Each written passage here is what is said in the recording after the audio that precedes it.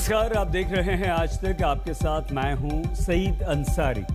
Corona की दूसरी लहर अभी हमारे देश में खत्म नहीं हुई है, लेकिन बहुरूपिया कोरोना का डेल्टा प्लस वेरिएंट फिर से हमें डराने लगा है। 12 राज्यों में डेल्टा प्लस वेरिएंट के मरीजों की पहचान हो चुकी है, लेकिन सवाल ये कि क्या सरकारों की तैयारी डेल्टा प्लस वेरिएंट से निपटने के लिए पूरी है?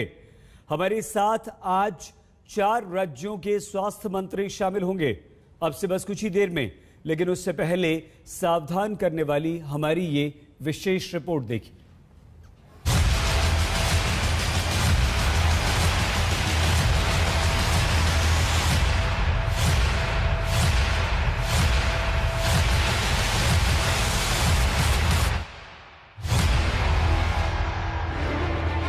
साल 2020 में कोरोना की पहली लहर ने दुनिया को बता दिया कि महामारी कितनी खतरनाक है। साल 2021 में दूसरी लहर ने दिखा दिया कि सावधानी हटी तो दुर्घटना कितनी बड़ी हो सकती है। खासकर भारत ने कोरोना की दूसरी लहर का खामियाजा सबसे ज्यादा भुगता। परेशानी यह है कि अभी महामारी की दूसरी लहर से निजात मिली भी नहीं है कि वायरस के एक नए डेल्टा प्लस वेरिएंट ने खतरे का अलार्म बजा दिया। महाराष्ट्र में पहली बार मिला डेल्टा प्लस वेरिएंट महज कुछ दिनों में देश के आधे हिस्से में अपनी मौजूदगी दिखाने लगा है। जम्मू कश्मीर, दिल्ली, पंजाब, हरियाणा, राजस्थान, महाराष्ट्र, मध्य प्रदेश, गुजरात, आंध्र प्रदेश, कर्नाटक, केरल और तमिलनाडु तक कोरोना मरीजों में नए डेल्टा वेरिएंट की पुष्टि हो चुकी है। समझना चाहिए कि वेरिएंट ऑफ इंटरेस्ट और वेरिएंट ऑफ कंसर्न में क्या अंतर है। वायरस जो है, स्पेशली जो mRNA वैक्सीन है, ये रेगुलरली म्यूटेट करता है। लोगों का ये मानना है कि ये महीने में 2 दफा वायरस की म्यूटेशन हो जाती है, लेकिन ज्यादातर जो म्यूटेशन होती है वो वेरिएंट ऑफ इंटरेस्ट ही रहती है, क्योंकि उससे कोई क्लिनिकल सिग्निफिकेंस नहीं है, उससे कोई फर्क नहीं पड़ता। ये सिर्फ एक इंटरेस्टिंग चीज है कि वायरस म्यूटेट हुआ, लेकिन उस जगह पे म्यूटेट हुआ जिससे हमें कोई फर्क नहीं पड़ा। वैज्ञानिकों के मुताबिक नया वेरिएंट बेहद संक्रामक है और इसके फैलने की रफ्तार भी तेज है। यही वजह है कि कोरोना से निपटने में जुटी सारी मशीनरी और सरकारें इसे लेकर फिक्रमंद हो गई हैं। केंद्रीय स्वास्थ्य मंत्रालय भी सजग है और उसने 8 राज्यों को खत लिखकर तुरंत इसकी रोकथाम का निर्देश दिया है। 12 राज्यों तक फैला कोरोना का नया वेरिएंट। ज्यादा प्रभावित 8 राज्यों को केंद्र की चिट्ठी, प्रभावित जिले में कड़े उपाय करने के निर्देश। देश के कुल 18 जिलों में मिले हैं इसके मरीज। देश भर में नए वेरिएंट के 52 मामले। नए वेरिएंट से देश में 2 लोगों की मौत। महाराष्ट्र के रत्नागिरी में डेल्टा प्लस वेरिएंट से पीड़ित एक बुजुर्ग महिला दम तोड़ चुकी है। डेल्टा प्लस वेरिएंट से मध्य प्रदेश में भी 2 मौतें हो चुकी हैं। हमारे सामने 6 केसेस आए हैं जिनमें डेल्टा प्लस वेरिएंट एनसीडीसी ने कहा है कि उसमें मिला है। इसमें जो पूरी प्रोसेस है, जो भी पॉजिटिव आते हैं, चाहे आरटीपीसीआर से आए हैं या रैपिड एंटीजन टेस्ट से जो कोरोना पॉजिटिव आते हैं, उसके कुछ सैंपल हम एनसीडीसी को भेजते हैं दिल्ली, और वहाँ से हमें रिपोर्ट मिलती है। उसमें मध्य प्रदेश में 6 केसेस आए हैं जिसमें ये पता लगा है कि ये डेल्टा प्लस वेरिएंट उनको मिला है। डेल्टा प्लस वेरिएंट की पहचान जीनोम सीक्वेंसिंग के जरिए भी की जाती है। महाराष्ट्र के हर जिले में हर महीने 100 सैंपल जीनोम सीक्वेंसिंग के लिए भेजे जा रहे हैं। बाकी राज्यों में भी केंद्र ने जीनोम सीक्वेंसिंग सैंपल भेजने को कहा है। लेकिन नए वेरिएंट के इतनी तेजी से दूसरे राज्यों में फैलने की कोई पुख्ता वजह अभी सामने नहीं आ रही है। कोरोना की दूसरी लहर की डरावनी यादें अभी भी दिलो दिमाग को झकझोर देती हैं। उस दौरान ये भी सामने आया था कि कैसे राज्यों की तैयारी आधी अधूरी रह गई थी, जिसकी वजह से हजारों मरीज एक दिन में दम तोड़ रहे थे। जरूरत है उन कमियों से सीख लेने की। जरूरत है आने वाली तीसरी लहर से लड़कर जीतने की तैयारी को पुख्ता करने की, जिससे डेल्टा प्लस के डेंजर को परास्त किया जा सके। आज तक ब्यूरो। कोरोना की दूसरी लहर ने हमारे देश को बहुत परेशान किया था और हमारे देश का शायद ही कोई परिवार ऐसा हो जो प्रत्यक्ष या अप्रत्यक्ष रूप से इससे प्रभावित न हुआ हो। यह दूसरी लहर थमी है, खत्म हो रही है, खत्म तो नहीं हुई है, लेकिन डेल्टा प्लस का खतरा हमारे सामने खड़ा हो गया। विश्वास सारंग जी, बन्ना गुप्ता जी, जय प्रताप सिंह जी, प्रताप सिंह खाशेवास जी और कुलदीप कुमार जी, आप सभी का बहुत धन्यवाद और आप सभी को नमस्कार। सबसे पहले प्रताप सिंह जी, ये एक नया खतरा डेल्टा प्लस वेरिएंट का, ये एक अदृश्य है दुश्मन। जिस तरह से कोरोना था, कैसे हम इससे लड़ रहे हैं प्रताप सिंह जी, कैसे आपकी सरकार, राजस्थान की सरकार इससे निपटने के लिए तैयारियां कर रही है? डेल्टा प्लस का कोई केस अभी उत्तर प्रदेश में अभी तक नहीं आया है। जवाब दे रहे हैं जी सर, बताइए। जो भी केसेस हमारे आए हैं, जो डेल्टा 2 जिसको कहते हैं, या जो पहले के जो सामान्य वाले जो वेरिएंट पिछले साल के हैं, वो एक आध केस अभी डिटेक्ट हो रहा है। और बाकी तो 3 राज्यों में जो हम लोग को सूचना मिला है कि 48 ऐसे केसेस आए हैं जिनका परीक्षण आईसीएमआर और केंद्रीय स्वास्थ्य मंत्रालय द्वारा हो रहा है, ताकि उसमें पता चले कि थर्ड वेव है और उसके क्या परिणाम आ सकते हैं पूरे समाज में, किस तरह से बॉडी में इन्फेक्ट कर रहा है। इसका हम लोग अवेट कर रहे हैं गाइडलाइन वहाँ से, आईसीएमआर और केंद्रीय स्वास्थ्य मंत्रालय से। ठीक है सर, किस तरह से उत्तर प्रदेश में आगे भविष्य की रणनीति, इस पर भी हम आपसे बात करेंगे। लेकिन प्रताप सिंह जी, राजस्थान में डेल्टा प्लस की क्या स्थिति है, आपकी क्या तैयारियां हैं? एनी हाउ कैसे भी रिक्शे वाला, टांगे वाला, ऑटो रिक्शा वाला, फुटपाथ पर काम करने वाला, सब लोगों को एनी हाउ काम चाहिए, ठेले वाले को, सबको। और हर सरकार ये चाहती है, चाहे वो बीजेपी की सरकार हो किसी राज्य में, चाहे वो कांग्रेस की सरकार हो, केंद्र में चाहे बीजेपी की सरकार हो, लेकिन इस वक्त सब सरकारों की जिम्मेदारी ये होगी कि सब मिलकर लोगों की जिंदगी पटरी पर लाएं। तो पहले मौत हो गई बीमारी से, अब कहीं भूख से मौत नहीं हो, कहीं रोजी रोटी का संकट पैदा नहीं हो। लेकिन जब तीसरी लहर का डर सताने लगा, इजराइल का लोगों ने कितना सुना कि इजराइल में पहले मास्क हटा दिया गया, अब वापस मास्क शुरू कर दिया। दहशत जबरदस्त है। और इन सब के बीच में लेकिन वैक्सीनेशन का जो राजस्थान में पता चला कि उस महिला के भी 2 वैक्सीन लगी हुई थी, उतनी तबीयत नहीं बिगड़ी है। और मैं उम्मीद कर रहा हूं कि ऊपर वाला निश्चित रूप से भगवान कृपा करेंगे और ऐसी कृपा होगी कि पूरे देश में अलर्ट मोड पर है। बड़ी तेजी से तैयारी हुई है। राजस्थान में भी तीसरी लहर को लेकर हमने जबरदस्त तैयारी की है। अब ऑक्सीजन का खतरा पैदा नहीं हो, सब लोग मिलकर लड़ाई करें। और मैं आज कह रहा हूं, अब ये कांग्रेस बीजेपी का टकराव खत्म करके और इधर उधर की बात बंद करके सबको एक होकर इस तरह की तैयारी करनी पड़ेगी कि तीसरी लहर से पहले हमारी इतनी जबरदस्त तैयारी हो कि तीसरी लहर आए ही नहीं जी। और तीसरी लहर आ भी जाए तो हम उसको बड़ी आसानी से निपट पाए, क्योंकि लोगों ने, कई परिवार ऐसे हैं जिनमें अनाथ बच्चे हो गए, एक बच्ची बची है, कहीं पर 7 लोगों की मौत हो गई, किसी गली में 12-12 डेथ हो गई, गांव में डेथ हो गई। इस कदर डेथ हुई कि शमशानों में जगह नहीं थी, कब्रिस्तान, शमशान, कोई जगह नहीं बची। हम तो आपस में लड़ सकते हैं, लेकिन कोरोना ईमानदारी से आया था, हिंदू मुसलमान सिख ईसाई सब में। कोरोना ने ना धर्म देखी ना जाति देखी, सबको बराबरी से आया। अब सबका बराबरी से इलाज इस देश में अभी, इसलिए अब सबकी जिम्मेदारी है कि डेल्टा वेरिएंट से लड़ना है। अब इस लड़ने के लिए सब सरकारें तैयार है। मुझे पक्की उम्मीद है ऊपर वाला मदद करेगा और ये डेल्टा प्लस वेरिएंट जो आया है उससे सब मिलकर अच्छे ढंग से, अब लोग समझने लगे, मास्क भी लगाना पड़ेगा, सोशल डिस्टेंसिंग भी माननी पड़ेगी। प्रताप जी, सरकार क्या कर रही है ये आप जरूर बताइएगा। विश्वास सारंग जी भी हमारे साथ जुड़ गए हैं। विश्वास जी, अगर आपको आवाज आ रही है तो सिर्फ इशारा कर दीजिए ताकि हम जय प्रताप जी से एक सवाल लेकर आपके पास आते हैं। जय प्रताप जी, भविष्य की योजना, भविष्य में ये डेल्टा प्लस वेरिएंट के खतरे से लड़ने के लिए, जूझने के लिए आपकी सरकार, उत्तर प्रदेश की सरकार क्या कर रही है? देखिए, अभी तक जो हम लोग ने तैयारी अपना कर लिया है, जैसे 1 सप्ताह पहले ही हमको जब ये आगाह हो गया था कि इस तरह के वायरस की आने की संक्रमण माने वहाँ महाराष्ट्र में होना शुरू कर दिया है, तो हमने ऑलरेडी अपने ट्रेन और बस स्टेशन और हवाई अड्डों पर टेस्टिंग पुनः चालू कर दिया है। गांव में भी थोड़ा सा हम लोग ने बढ़वा दिया है कि कहीं कोई डायरेक्ट गाड़ी से आएगा तो वहाँ की निगरानी समिति के द्वारा वहाँ का हमको सूचना या प्रधान के माध्यम से सूचना मिल जाए कि अगर कोई बम्बई से माने महाराष्ट्र से या ऐसे जनपदों, ऐसे प्रदेशों से आ रहे हैं जहाँ पर थोड़ा सा केसेस निकल रहे हैं, तो उसका सूचना हमको मिलना चाहिए। इसका एक पूरा जो हमारा पहले से बना हुआ निगरानी समिति और अन्य संस्थाएं हैं, उनके द्वारा हम अपना सूचना प्राप्त करना शुरू कर दिए हैं। तो टेस्टिंग रेलवे स्टेशन और बस स्टेशन और हवाई अड्डा ये हमने चालू कर दिया है। और पहले के जो संकेत हमको मिले थे, जहाँ तक कि 18 साल के नीचे बच्चे का संक्रमण हो सकता है, वो पहले से हमने अपना पीडियाट्रिक आईसीयू मेडिकल कॉलेजेस में, जिला अस्पताल में, सीएचसी पर ये तैयारी कर लिया है। मैन पावर, उपकरण और संसाधन सहित हमने पूरा तैयारी कर लिया है। इसका अब हम उसका जांच भी करवा रहे हैं कि कितना हमारा सही में वर्किंग है कि नहीं। ये प्रोसेस हमारा चल रहा है, तो इस महीने के अंत तक 100% हमारा सब तैयार रहेगा।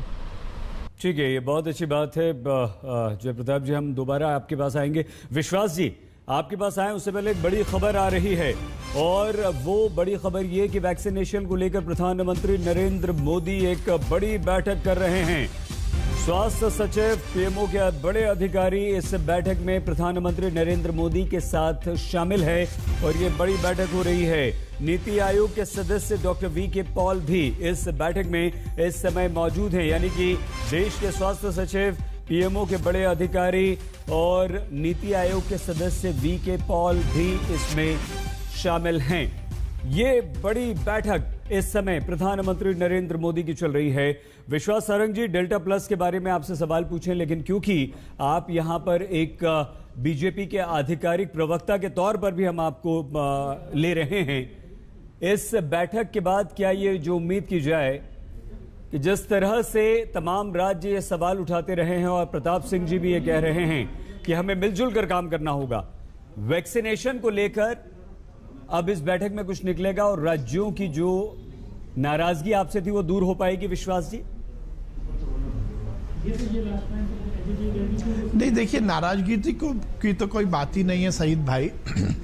मैं पहले भी कह चुका हूं, आपके शो में भी कह चुका हूं कि जिस प्रकार से फेडरल सिस्टम को, संघीय ढांचे को मजबूत करने का काम नरेंद्र मोदी जी ने किया है, इस पैंडेमिक में, इस महामारी में जिस प्रकार से केंद्र सरकार ने बड़े भाई के रूप में काम किया और राज्य के सरकारों को छोटे भाई के रूप में हर सुविधा देने का काम किया। अब कांग्रेस के बहुत सारे मुख्यमंत्री कह रहे थे कि 18 साल से ज़्यादा की उम्र के लोगों को भी मुफ्त में वैक्सीन केंद्र सरकार की ओर से मिले, तो वो भी अब दे दी। अब तो कहीं कोई वैसे भी दिक्कत नहीं है, पहले भी दिक्कत नहीं थी।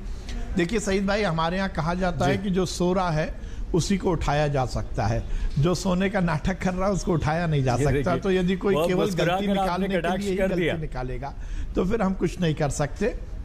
मेरा ये मानना है सईद भाई, प्रताप भाई को ये अच्छा सद्बुद्धि मिली है, मुझे अच्छा लग रहा है, क्योंकि वो शो में आके हर समय शुरुआत इससे करते हैं और ख़त्म करते हैं कांग्रेस और बीजेपी के मुद्दे पर। मुझे लगता है कि इस महामारी में, इस पैंडेमिक में हमें निश्चित रूप से दलगत राजनीति से ऊपर उठकर बात करनी चाहिए, और हम सबका मंतव्य, हम सबका लक्ष्य, हम सबका उद्देश्य, हम सबकी भाव, हम सबकी भावना केवल ये होनी चाहिए कि इससे हम जनता की जान बचा सकें। और हमें खुले मन से नरेंद्र मोदी जी की तारीफ इसलिए करना चाहिए कि उन्होंने जहां एक और इस पैंडेमिक में पूरी रचना जो की, देखिए 137 करोड़ के देश में, मैं पहले भी कहता आया हूं, किसी को नहीं मालूम था कि इस तरह की कोई महामारी आएगी, पर लॉकडाउन लगाना, फिर अनलॉक करना, वैक्सीन बनाना, फिर वैक्सीन को बनाने के लिए बहुत साइंटिफिक तरीके से इस वैक्सीनेशन प्रोग्राम को डिजाइन करना, पहले हेल्थ वर्कर। देखिए सईद भाई, मुझे लगता है आपके शो में ये बात आनी चाहिए, कहीं ना कहीं शो का ये डिस्कशन होना चाहिए कि किस ढंग से हमने देखा कि हेल्थ वर्कर को हमने वैक्सीन लगाकर इस दूसरी वेव में उनको पूरी तरह से सुरक्षित किया। ये निश्चित रूप से केंद्र सरकार की एक दूरदृष्टि वाली नीति का परिणाम था। हमने फ्रंटलाइन वॉरियर को लगाया, हमने 45 साल 60 साल के ज्यादा के लोगों को लगाया, हमने कोमॉर्बिडिटी जिनको थी उनको लगाया, फिर 18 साल के लोगों को लगाया। और जिस प्रकार से हम देख रहे हैं कि अब वैक्सीन की कमी भी खत्म हो गई और पूरी तरह से ये सुनिश्चित हो गया कि नरेंद्र मोदी जी के माध्यम से, भारतीय जनता पार्टी की सरकार के माध्यम से सबको वैक्सीन मिल रही है, मुफ्त में वैक्सीन मिल रही है। अब हम सब सरकारों को चाहिए, राज्य सरकारों को चाहिए कि उसमें बिना किसी लाग लपेट के अपने पूरी प्लानिंग करें। हमने सईद भाई प्लानिंग की, 21 जून को हमने एक दिन में 17 लाख से ज्यादा लोगों को वैक्सीन लगाई। उसके बाद हमारा जब वैक्सीनेशन डे था, एक दिन हमने 11 लाख लगाई, एक दिन हमने 8 लाख लगाए। ठीक है विश्वास जी, लेकिन उस पर सवाल भी उठे ना, उस पर ये लगा आप पर सवाल खड़े किए ना विपक्ष ने कि आपने वैक्सीन मैनेजमेंट किया। मैं इसीलिए आपने वैक्सीन मैनेजमेंट किया, आपने पहले वैक्सीन लगाई नहीं, जमा कर ली और एक दिन में लगा के आपने रिकॉर्ड बना दिया। ना ना ना ना सईद भाई यही मैं यही अपॉर्चुनिटी लेना चाहता था। अच्छा। क्योंकि आपके शो में ये बात और क्लियर हो जानी चाहिए। मैं ये अपॉर्चुनिटी लेना चाहता हूं, आप मुझे 30 सेकंड 40 सेकंड का समय जरूर दीजिएगा।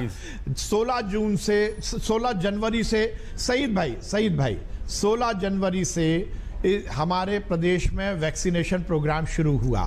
16 जनवरी से हमने सबसे पहले हेल्थ वर्कर को वैक्सीन लगाने के प्रोग्राम को डिजाइन किया और उसको डिक्लेयर किया।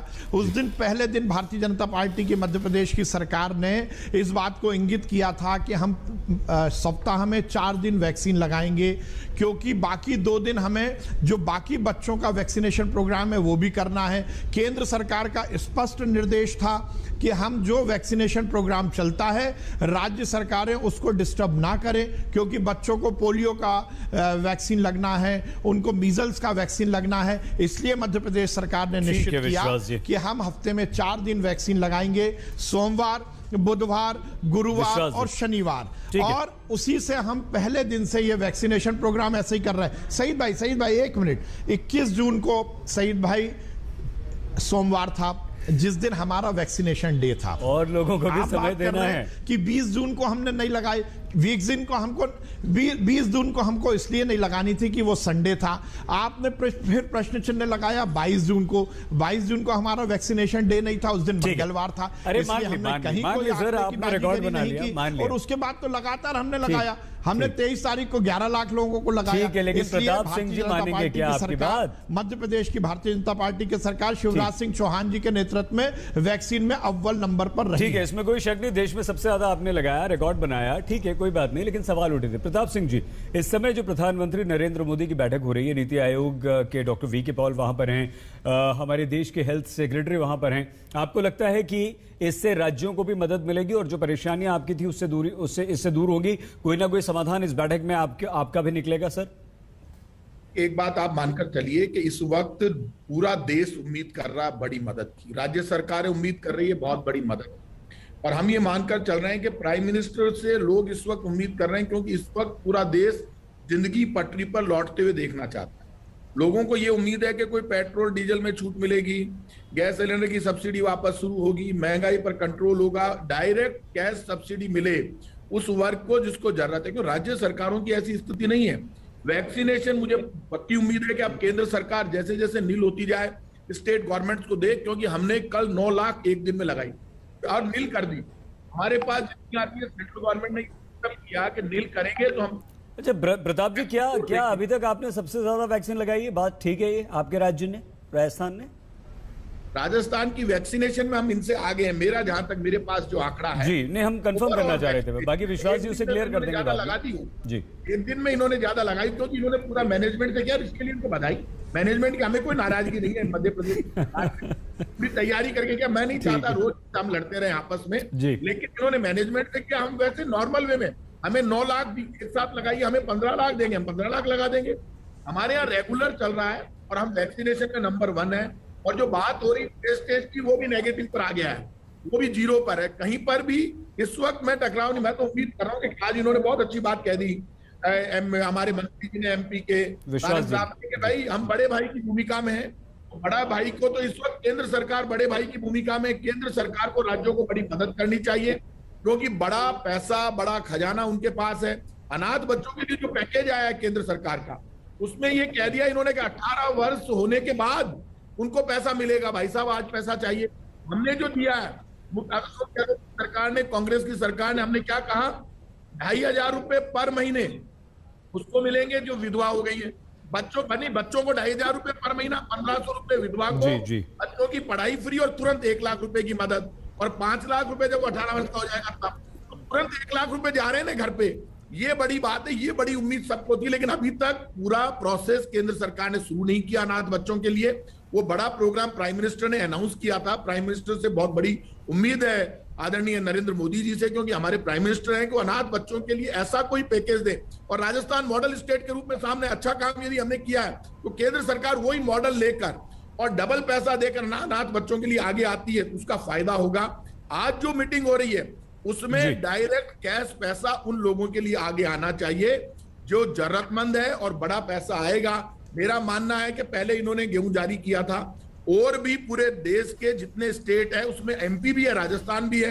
डायरेक्ट कैश ट्रांजैक्शन यदि पब्लिक को होगा और जितनी मदद केंद्र सरकार कर सकती है करनी चाहिए, क्योंकि लोग उम्मीद करके बैठे हैं कि केंद्र के पास खजाना बड़ा है, केंद्र के पास पैसा बड़ा है, केंद्र के पास सारे टैक्स के पैसे जाते हैं। तो मैं उम्मीद कर रहा हूं कि केंद्र सरकार बड़ी मदद राज्यों की करेगी। ठीक है सर। विश्वास जी, जाहिर सी बात है आप प्रताप सिंह जी की इस बात का जवाब अवश्य देंगे, लेकिन डेल्टा प्लस वेरिएंट जिसके लिए आज हम यहाँ पर इकट्ठा हुए हैं, और मध्य प्रदेश में 6 केस जिसमें से 2 की मौत हो चुकी है। उज्जैन में कल या परसों एक मृत्यु की पुष्टि आप लोगों ने की है। किस तरह से निपट रहे हैं सर, क्योंकि ये एक बहुत बड़ा खतरा है। और आप याद कीजिए दूसरी लहर में आपका मध्य प्रदेश काफी आगे था, वो राज्य महाराष्ट्र के साथ साथ जो सबसे ज्यादा प्रभावित थे उसमें मध्य प्रदेश था। देखिए, पहले तो जैसा आपने मुझे अलाउ किया है कि मैं प्रताप जी की बात का खंडन करूं, मैं फिर पूरी मुस्तैदी के साथ कहता हूं कि मैनेजमेंट ना हमने किया है, ना मैनेजमेंट करने की हमारी कोई मंशा है। और जिस 21 जून की हम बात कर रहे हैं, जब पूरे देश में महा वैक्सीनेशन अभियान था, जब राजस्थान केवल 4 लाख लोगों को वैक्सीन लगा पाया था। ये केवल छाती पीटने से काम नहीं चलेगा सईद भाई कि हमें वैक्सीन नहीं मिली। केवल और केवल मैनेजमेंट तो कांग्रेस की सरकारें कर रही हैं, अपनी फेस सेविंग का काम कर रही है। मैं राजनीति नहीं लाना चाहता, पर मुझे इस बात का बहुत अफसोस है कि दिल्ली में बैठ के कांग्रेस के नेता कुछ बयान देते हैं, राहुल गांधी जी कुछ बयान देते हैं, राजस्थान की सरकार कुछ बात करती है, छत्तीसगढ़ की सरकार कुछ बात करती है, कभी बछड़े के खून के सीरम की बात करती है, कभी नपुंसकता की बात करती है, पूरे देश में पैनिक क्रिएट करने की बात करते हैं, अपनी जिम्मेदारी का निर्वहन करना नहीं चाहते। राज्य सरकार को कहते हैं कि हम अनाथ हैं। आप सरकार में बैठे हो, आप अपने ऐशो आराम के लिए पैसा खर्च कर रहे हो, आप अपनी जनता को पैसा क्यों नहीं देना चाहते? यदि आपने कल्याणी विधवा बहनों के लिए कुछ किया तो आपने एहसान नहीं किया। सईद भाई, हमने 5,000 रुपए, जो बच्चों के सर से माँ बाप का साया उठ गया, हमने 5,000 रुपए महीने की पेंशन शुरू की, और उसमें मध्य प्रदेश अव्वल है। राजस्थान ने तो अभी तक कोई डेटा नहीं बनाया। मेरा मानना है, अच्छी बात है। इसलिए यदि हम एक अदृश्य खतरा विश्वास से आ रहा है, क्योंकि उन्होंने ये बात की, ठीक है, उन्होंने ये बात की। नहीं, आपकी बात ठीक है सईद भाई मुझे, ठीक है, सईद भाई आपने कर लीजिए प्लीज। सईद भाई, आपने प्रताप जी को बिल्कुल नहीं टोका। मैं ये देखता हूं कि आप राजस्थान के मंत्री जी को बिल्कुल नहीं टोकते हो। मुझे भी मेरी बात पूरी करने दीजिए। मेरा निवेदन है कि मध्य प्रदेश की सरकार ने और भारतीय जनता पार्टी की सरकार ने केंद्र की सरकार ने सबसे ज्यादा काम किया है। हम यहां पर बैठकर दलगत राजनीति से ऊपर उठकर बात करें। देखिए, जनता है, ये सब जानती है राजस्थान में किस प्रकार की दुर्व्यवस्था है, ये हमें सब मालूम है। मैं उस पर नहीं जाना चाहता। मैं नहीं चाहता हूं कि हम इस डिस्कशन को किसी पार्टी लेवल पर लेके जाएं, पर हमें यह मानना पड़ेगा, चाहे भारतीय जनता पार्टी के कार्यकर्ता के रूप में मैं यहां बैठा हूं या कांग्रेस के कार्यकर्ता के रूप में प्रताप जी वहां बैठे हैं, ये मानिए कि मोदी जी ने किया है। मोदी जी ने यदि मध्य प्रदेश के लिए किया है तो राजस्थान की जनता के लिए भी किया है। दूसरी बात, जहां आप डेल्टा प्लस की बात कर रहे हैं सईद भाई, मध्य प्रदेश में अभी तक हमारी जानकारी में एनसीडीसी की जो हमारे पास इंफॉर्मेशन आई है, उसमें मध्य प्रदेश में 8 हमें डेल्टा प्लस के मामले संज्ञान में आए हैं। 1 की मृत्यु हुई है उज्जैन में, और एक सुखद पहलू है जो संतोष की बात है कि बाकी जितने भी इस के हमें वेरिएंट के मरीज मिले हैं वो वैक्सीनेटेड थे और उनकी तबीयत बिल्कुल ठीक है। ये एक बड़ी संतोष की बात है, और ये एक बड़ी सुखद खबर है कि जो वैक्सीन के कवरेज में है उनको सभी तरह के जो वेरिएंट है उसके बाद भी वो ठीक हो रहे हैं। दूसरी बात, मध्य प्रदेश में जो आपने कहा कि इस तरह की किसी यदि वेरिएंट की बात आती है या तीसरी लहर की बात है तो आप क्या तैयारी कर रहे हैं? सईद भाई, हमारे माननीय मुख्यमंत्री जी का स्पष्ट निर्देश है कि कोरोना की जो पीक था, क्षमा के साथ आपको रोक रहे हैं जी, क्यों एक छोटा सा ब्रेक लेना है। ब्रेक के बाद आप ये अपनी भविष्य डेल्टा प्लस का खतरा हमारे देश में मंडरा रहा है। 52 यानी कि 50 से ज्यादा केसेस अभी तक सामने आ चुके हैं। मध्य प्रदेश में 2 मौतों की पुष्टि हुई, लेकिन विश्वास जी एक उज्जैन में बता रहे हैं। कोई बात नहीं, यह खतरा बहुत बड़ा है। जय प्रताप सिंह जी, जिस तरह से लोग जैसे ही आप प्रतिबंधों में छूट देते हैं सरकारें विभिन्न राज्यों की, लोग थोड़े से बेपरवाह हो जाते हैं और उसका खमियाजा हमें भुगतना पड़ता है, उसका खतरा हमें भुगतना पड़ता है। क्या डेल्टा प्लस वेरिएंट को लेकर कोई जागरूकता की भी आवश्यकता है? क्या कर रही है उत्तर प्रदेश की सरकार? सर आ रहे हैं विश्वास जी आपके पास। देखिए, तो पहले दिन से ही जब ये 2020 में संक्रमण शुरू हुआ था, लॉकडाउन हुआ था प्रधानमंत्री के द्वारा, जब लॉकडाउन किया गया था 2 महीने के लिए, उसके बाद बराबर आप देखेंगे कि प्रधानमंत्री या केंद्रीय स्वास्थ्य मंत्री हमारे सोशल मीडिया पर, हमारे सभी अधिकारी या नेता कोई भी होगा, हमेशा हम लोग इस बात को कहते हैं कि मास्क पहनना अनिवार्य है, 2 गज दूरी रखना चाहिए और हैंड वॉशिंग, आपको हाथ धोना चाहिए, गांव में घर के अंदर आपको सफाई पूरी रखना चाहिए। ये बराबर पिछले 1.5 साल से हम लोग कहते आ रहे हैं। आपने भी देखा और हमने भी देखा कि 2020 में जब बिल्कुल न्यूनतम पर हमारे केसेस आ गए थे तो एक प्रकार से फिर लापरवाही शुरू हुई और फरवरी मार्च से लेकर फिर ये जो तीव्रता के साथ ये जो संक्रमण शुरू हुआ और इसमें बहुत सारे लोग का नुकसान भी हुआ। इसके बाद जो अभी इस समय की स्थिति है, जब हमारा अगेन न्यूनतम पर आ चुका है, फिर वो लापरवाही शुरू हो गई है। चाहे आंशिक कोरोना कहिए, चाहे वो फुल लॉकडाउन कहिए, अभी भी लोग मान नहीं रहे हैं और न मास्क पहन रहे हैं और इसको कर रहे हैं। इसलिए हमने अपना वैक्सीनेशन बहुत तेज़ी से बढ़ाया है कि कम से कम हमारी वो समाज जो अभी कुछ भी नहीं मान रही, तो उनका वैक्सीनेशन ग्रामीण क्षेत्र में बहुत बड़े अभियान के साथ हमने शुरू कर दिया है। और ये 1 जून से हमने शुरू किया है, 18 से 44 वाला 1 मई से शुरू किया था, अब इसको और तेज़ी कर दिया है हमने। बहुत धन्यवाद जय प्रताप जी, धन्यवाद आपका। और अब हमारे साथ विश्वास जी और प्रताप सिंह जी, आप दोनों ही रहेंगे। प्रताप सिंह जी, यही बात जी, विश्वास जी आ रहे हैं आपके पास में। प्रताप सिंह जी, वो जागरूकता, क्योंकि ये एक अदृश्य खतरा है, आप और हम सब जानते हैं, पहला दूसरा दोनों वेरिएंट्स ने हमें काफ़ी परेशान किया और डेल्टा प्लस और ज़्यादा खतरनाक और ज़्यादा संक्रामक हो सकता है। विशेषज्ञ एक्सपर्ट्स इस तरह की बात कर रहे हैं।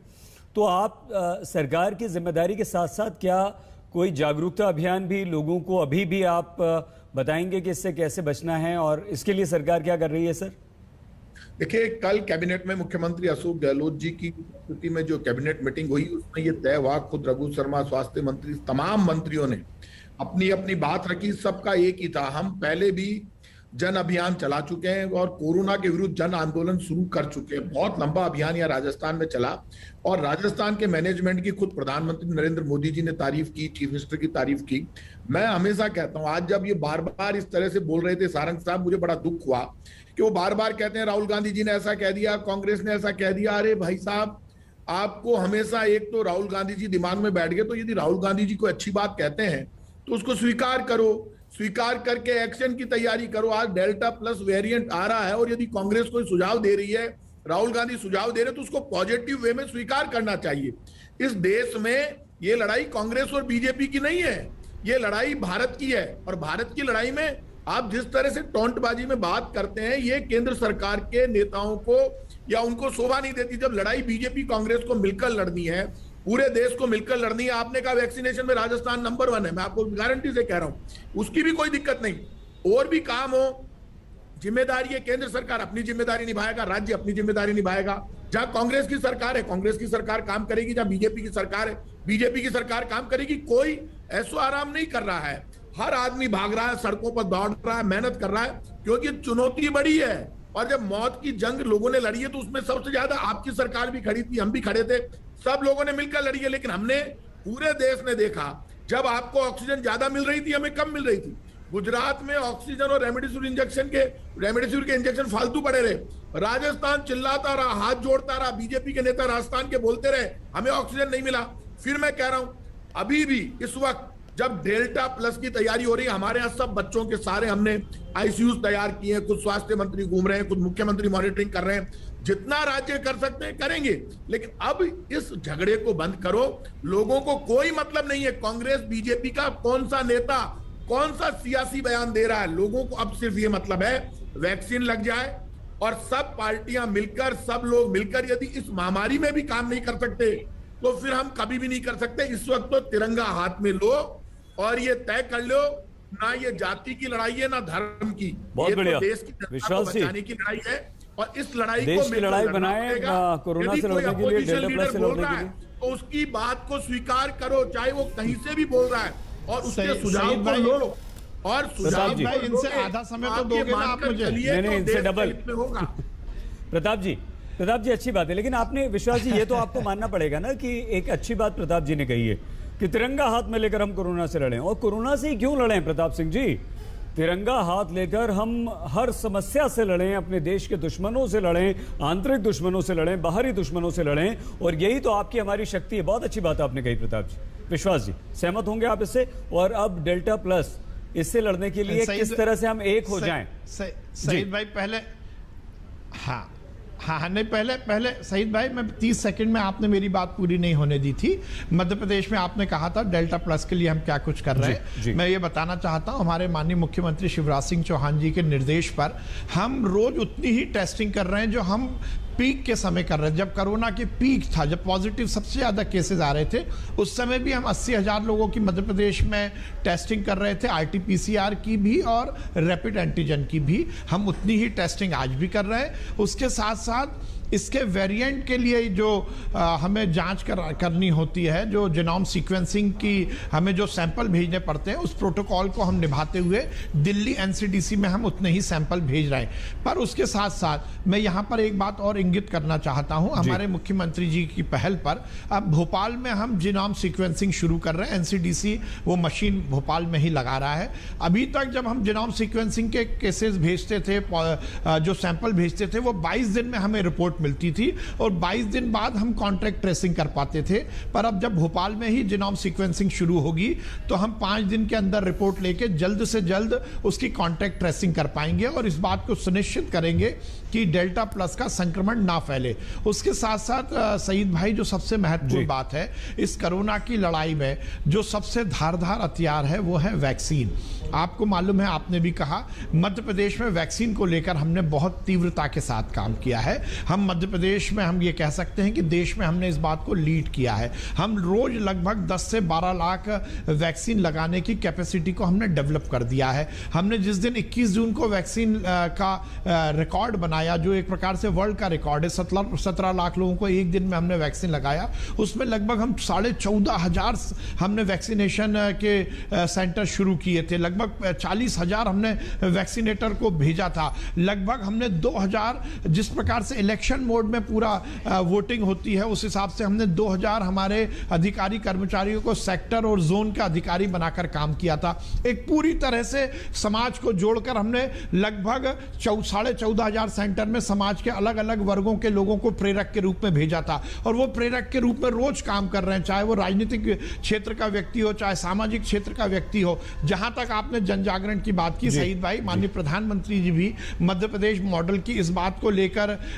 तारीफ कर चुके हैं कि हमारे मुख्यमंत्री जी ने इस पूरे कोरोना की लड़ाई को एक जन आंदोलन के रूप में लड़ा है। और क्राइसिस मैनेजमेंट ग्रुप, जो कि प्रदेश से लेकर और गांव तक हमने बनाए हैं, जिसमें समाज के हर व्यक्ति को हमने जोड़ा है, वो क्राइसिस मैनेजमेंट ग्रुप केवल डेल्टा प्लस के लिए जन जागरण नहीं, बल्कि इस पूरी कोरोना की लड़ाई के लिए जन जागरण कर रहा है। मास्क लगाना, सोशल डिस्टेंसिंग का पालन करना, यह सुनिश्चित करना कि हम इस कोरोना की लड़ाई को लड़ने के लिए अपने और अपने परिवार को सुरक्षित रखने के लिए जहां एक और हम कोरोना के प्रोटोकॉल का ध्यान रखेंगे, तो साथ ही हम वैक्सीन के लिए भी लोगों को प्रेरित करेंगे। इस पर हम पूरा काम कर रहे हैं। जहां तक प्रताप भाई ने बात की है राहुल गांधी जी की, मैं राहुल गांधी जी के किसी भी सुझाव को मानने को तैयार हूं, पर एक बार ये दिल पर हाथ रखकर बता दें कि राहुल गांधी जी ने कोई भी एक भी सुझाव किसी जमीन से जुड़ा हुआ दिया हो, या उन्होंने ऐसा सुझाव दिया हो जिससे हम इस महामारी से रोकने के लिए कुछ काम कर सकें। राहुल गांधी कहते हैं कि ताली और थाली क्यों बजाई, तो मैं राहुल गांधी से पूछना चाहता हूं,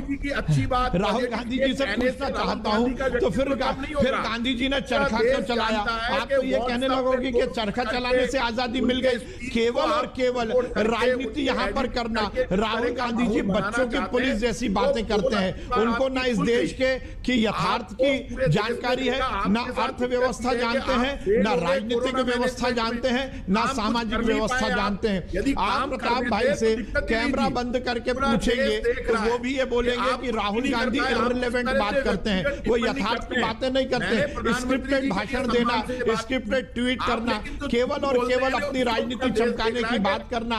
यदि प्रताप भाई तिरंगा लेकर चलने की बात करते हैं तो वो कांग्रेस के नेताओं को इस बात की भी सलाह दे कि इस देश की एकता अखंडता के लिए भी काम करें। सईद भाई, आपने जिस प्रकार से बात की कि तिरंगा केवल कोरोना की लड़ाई के लिए नहीं, तिरंगा पाकिस्तान से लड़ाई के लिए भी, पाकिस्तान परस्ती की जो बातें ये कांग्रेस के नेता करते हैं उसको बंद करना पड़ेगा। हम लोग डाइवर्ट कर रहे हैं हमारे प्रदेश से विश्वास जी, प्रताप जी, हम लोग डाइवर्ट कर रहे हैं। हाउस में बैठकर क्या बात करते हैं, हम लोग कमलनाथ जी क्या बात करते हैं, चिदम्बरम जी क्या बात करते हैं, विश्वास जी, विश्वास जी, उस पर जरूर अवश्य चर्चा करेंगे आपसे, तो देश के लिए अवश्य चर्चा करेंगे। पाकिस्तान से कैसे लड़ें, चाइना से कैसे लड़ें, चीन से कैसे लड़ें, कैसे हराएं, लेकिन तिरंगा हाथ में लेकर सब एक होकर। प्रताप जी ने बात बहुत अच्छी की, ठीक है, बोला कि तिरंगा लीजिए। लेकिन प्रताप जी, विश्वास जी एक सेकंड, प्रताप जी अभी विश्वास जी और प्रताप जी दोनों आपसे निवेदन ये किया कि अगर हम डेल्टा प्लस पर आज रहें, क्योंकि ये खतरा बड़ा है और ये खतरा लगातार बढ़ रहा है। 50 से ज्यादा 52 मामले हमारे देश में हो चुके हैं, 12 राज्य इससे प्रभावित हो चुके हैं। प्रताप जी, राजस्थान में अभी तक केस नहीं है, लेकिन ये नहीं रहे, ऐसे ही रहे, एक भी ना आए, उसके लिए क्या आपने कोई तैयारी की है?